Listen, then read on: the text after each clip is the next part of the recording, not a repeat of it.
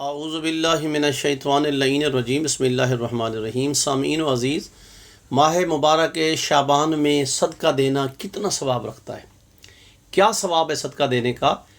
معصومین علیہ السلام فرماتے ہیں کہ اگر کوئی بندہ خدا مومن مرد یا مومنہ عورت ماہ شعبان میں اگر صدقہ دے، اگرچہ ایک خرمے کا آدھا حصہ یعنی کھجور کا آدھا حصہ بھی صدقہ دے، اس کے اوپر جہنم کی آگ حرام ہے۔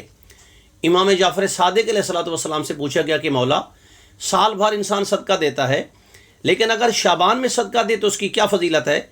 امام ارشاد فرماتے ہیں اس کے اوپر جہنم کی آگ حرام ہے جو انسان ماہ شعبان المعظم میں صدقہ دیتا ہے، اور یہ صدقہ اس کے لیے بروز محشر بھی اور قبر میں بھی ایک بہت بڑی فضیلت کا باعث بن جائے گا اور بہت بڑے اجر و ثواب کا باعث بنے گا۔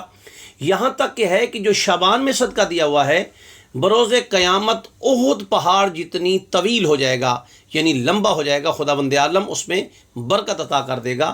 تو مومنین کوشش کریں کہ ماہ شعبان المعظم میں صدقہ ضرور دیں، صدقہ اپنا دیں، اپنے بچوں کا دیں۔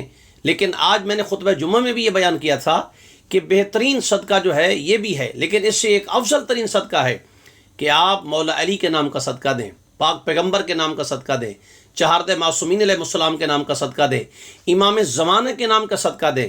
یعنی جب ہم ان ائمہ ہدا کے نام کا صدقہ دیں گے پھر ہمیں اپنے صدقہ دینے کی کوئی ضرورت نہیں ہے، اس لیے کہ جب ہم نے معصومین کے لیے خیر و برکت مانگی ہے تو ضرور بھی ضرور معصومین علیہ السلام بھی ہمارے لیے بارگاہ خداوندی میں خیر و برکت کا تقاضا کریں گے۔